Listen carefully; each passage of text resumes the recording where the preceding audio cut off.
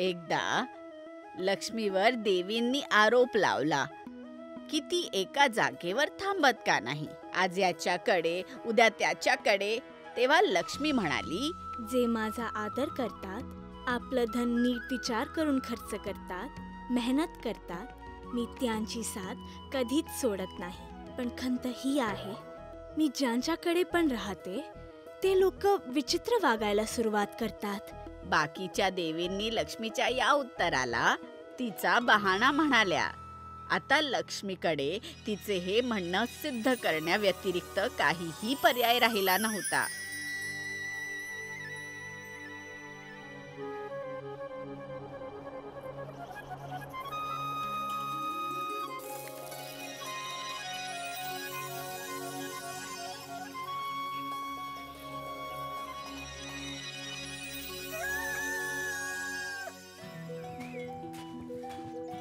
रामूच्या कुटुंबाचा उदरनिर्वाह जमिनीच्या याच तुकड्यावर होणाऱ्या शेतीवर चालायचा. लवकर लवकर मला भूक लागलीये.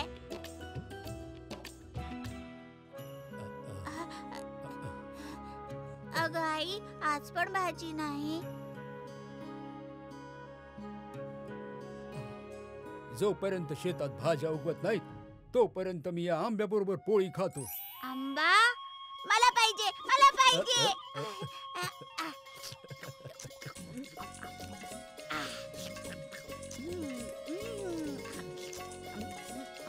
रामूचं कुटुंब गरीब नक्की होतं, पण खुश होतं.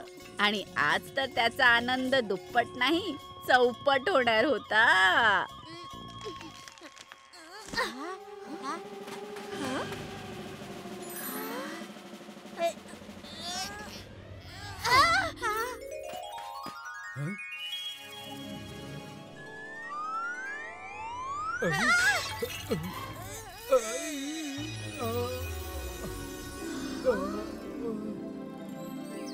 धनाची देवी लक्ष्मीची कृपा त्यांच्यावर अशी बरसली की त्यांचा आनंद गगनात मावेनासा झाला.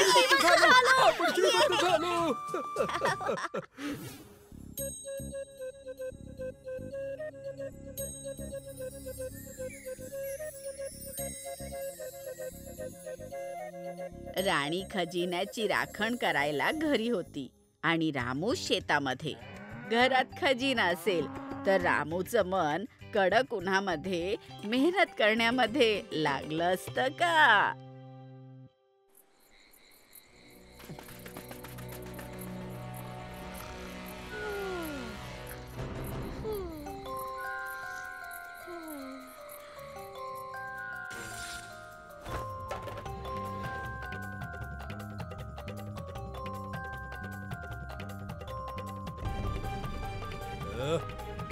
सोड सोड सोड माझी नाडी. सोड सोड माझी नाडी. सोड. धनासोबत ते चोरीला जाण्याची भीती पण वाटते. तीच भीती रामूलाही होती. एवढ्या लवकर आलात?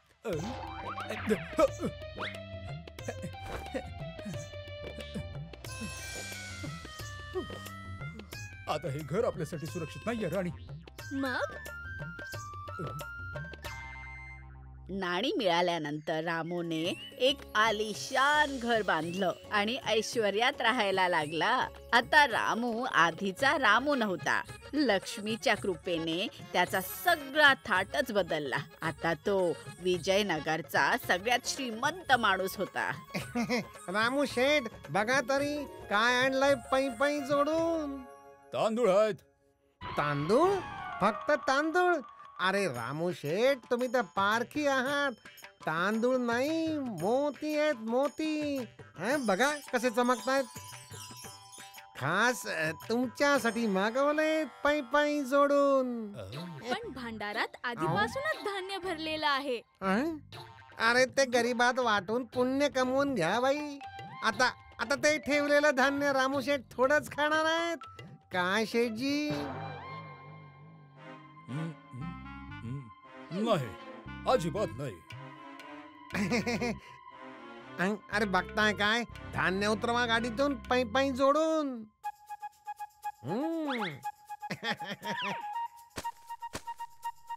उडंका हं. हे घे तुझे नाणी.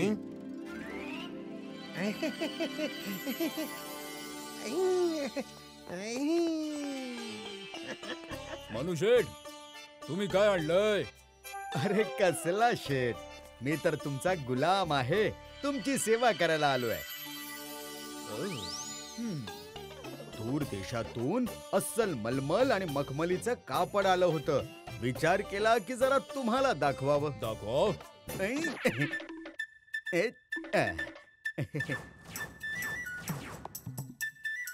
हा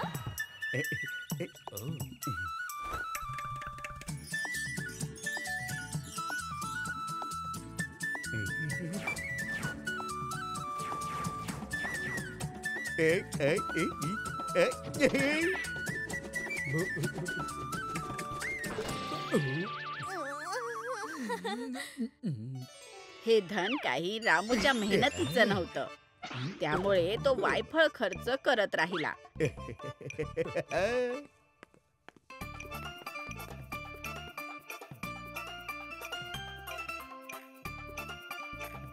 जो जेवढं मागायचा तो त्याला देऊन टाकायचा. रामूकडचे पैसे कमी झाले, पण त्याचा थाट नाही.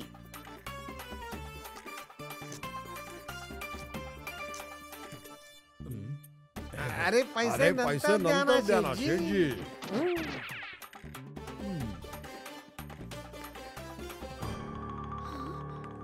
उधारी तर एक ना एक दिवस फेडावीच लागते. अखेर तो दिवस आलाच. आई, फक्त एक नाणं? पण आपला हिशोब तर जास्त आहे शेठजी. पै पै जोडू. माझ्याकडे आता फक्त एवढेच आहेत. अरे तुमच्याकडे अजून बरंच काही आहे रामू त्याच्या शेठ. हिशोबाच्या बदल्यात उडंका रामूच्या घरून सामान आणि घोडा गाडी पण घेऊन गेला.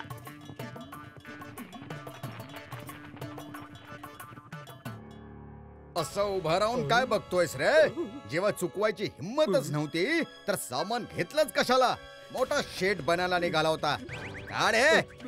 हं? चला रे घेऊन सगळं हे सामान. रामूने धन खर्च करण्यात ना दूरदर्शीपणा दाखवला होता आणि ना अक्कल लावली. त्याला आता त्याच्या चुकीची जाणीव झाली होती. एकही नाणं नाहीये तरी पण सिंहासनावर बसलाय. चलो उठ.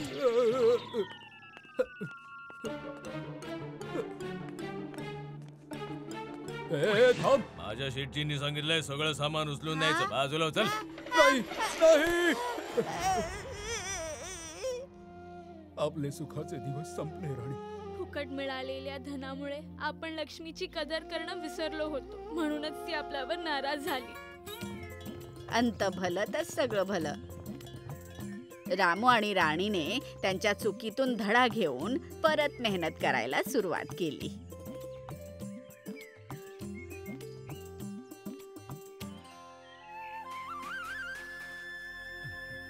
रामूची मेहनत फळाला आली आणि पुन्हा एकदा लक्ष्मी प्रसन्न व्हायला सुरू झाली. आता देवींना त्यांचं उत्तर मिळालं की लक्ष्मी एका घरी अशासाठी जास्त थांबत नाही, कारण की लोक त्यांची कदर करणं सोडून देतात. विजयनगर विश्रामगृह प्रवाशांमध्ये खूप प्रसिद्ध होतं. विजयनगर मार्गे येणाऱ्या जाणाऱ्या व्यापाऱ्यांसाठी थांबायची आणि जेवण करायची सगळ्यात चांगली आणि सगळ्यात स्वस्त जागा हीच होती.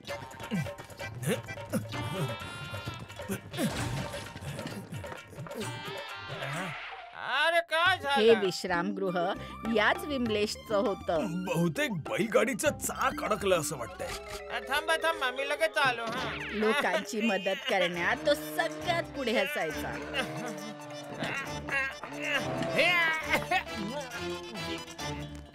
धन्यवाद विमलेशजी. अरे भास्कर भाऊ, तुम्ही जेवण करून आराम करून घ्या ना. मी या रस्त्याचं काहीतरी करतो. हा भलाईच्या या कामात विमलेशला त्याच्या भावांची पण खूप साथ होती.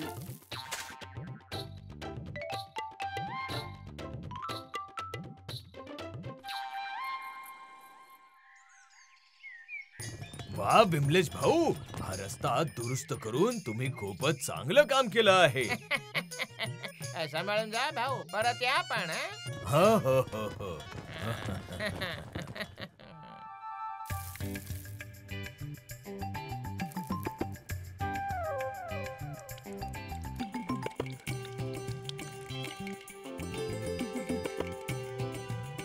लोकांची सेवा करत विमलेशचे दिवस हसत खेळत चालले होते. आणि एक दिवस विमलेशच्या विश्रामगृहात एक माणूस आला ज्याला त्याने आधी कधीच पाहिलं नव्हतं. खूप लांबून आलेले दिसताय भाऊ. विश्राम शाळेमध्ये जेवण प्रसाद घेऊन आराम का नाही करत तुम्ही हं? तिथे तर आधीच खूप लोक आहेत. थोड्या अजून आरामानंतर मी दुसरा मुक्काम शोधेन. विमलेशला हे बघवलं नाही की कुणी त्याच्या विश्रामगृहेतून न आराम करता न खाता पिता जावं. विश्राम शाळेत नाही, पण त्याच्या घरात तर जागा होती. हे जणे तुझ्यासाठी बरं.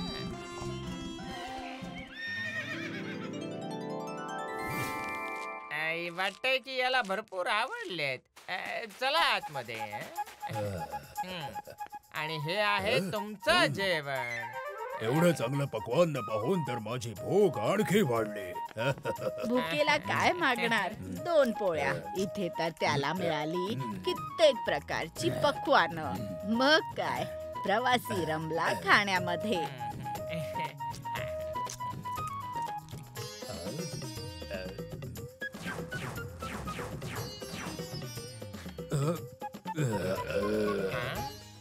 पोटभर जेवल्यानंतर प्रवासी आणि त्याचा घोडा दोघेही ताजे तवाने होऊन पुढे जाण्यासाठी तयार झाले. अति चविष्ट जेवण आणि सत्कारासाठी धन्यवाद भाऊ. तुम्ही खूप सरळ आणि सहृदय आहात. तुम्हाला काही काळजी किंवा त्रास असेल तर सांगा मला. काळजी त्रास नाहीये मला कुठल्याही गोष्टीची काळजी. माझं छान सुखवस्तू कुटुंब आहे. 2 भाऊ आहेत. आम्हा सगळ्यांची मुलं एकत्र खेळतात. हे विश्रामशाळा आहे जिथे लोकांची सेवा करून माझा उदरनिर्वाह व्यवस्थित सुरू आहे. मला कसलीही काळजी नाहीये बरं का. हो, म्हणजे तू असं तुझ्या मनातलं नाही सांगणार.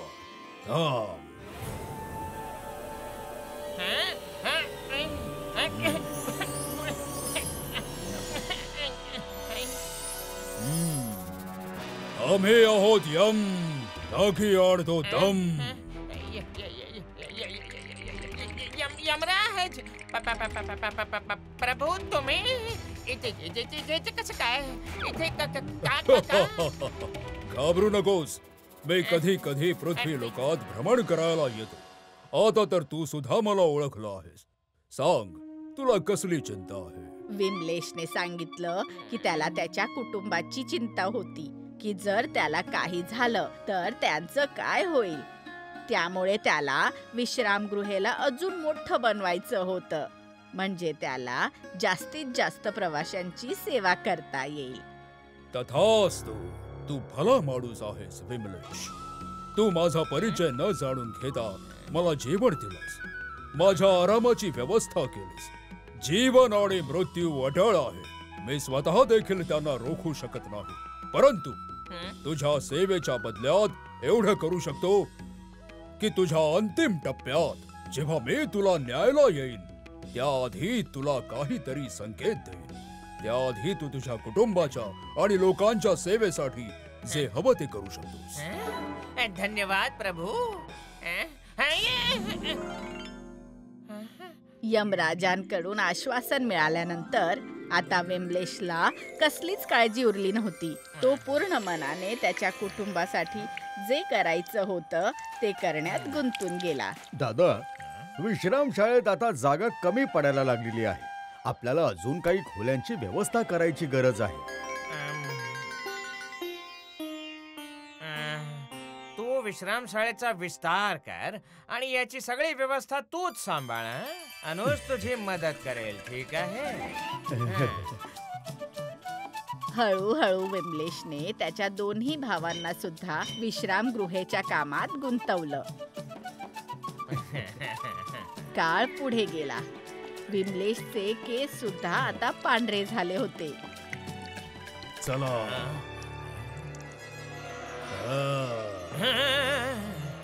काय झालं दादा?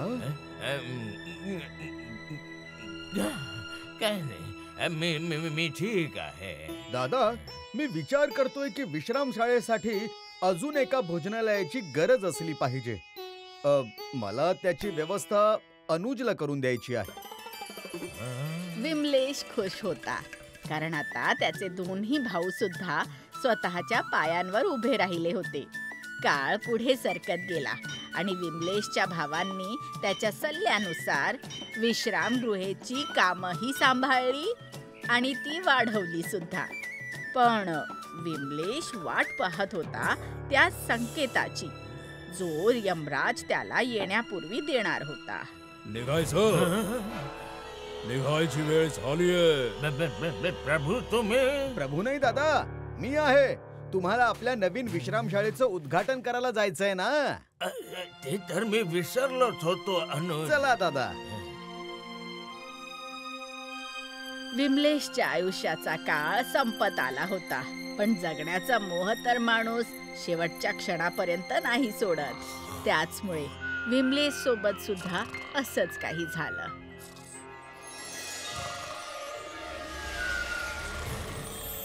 चल विमलेश, पृथ्वी लोकावर तुझा काळ पूर्ण झाला. मग आता निघायचं. Anuj,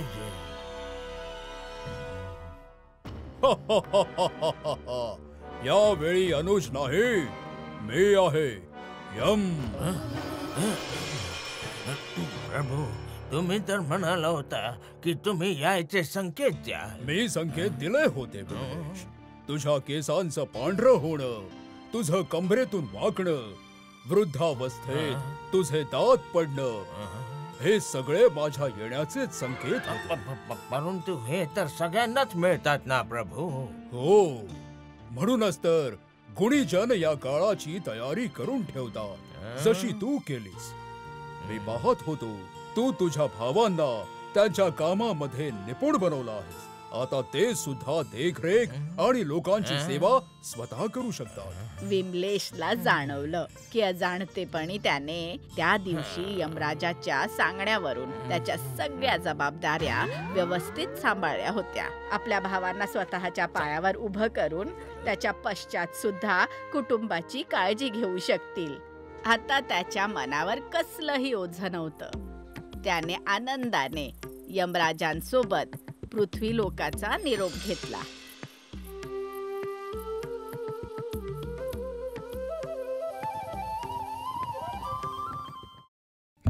If you like this video, subscribe to our channel Murthy Media.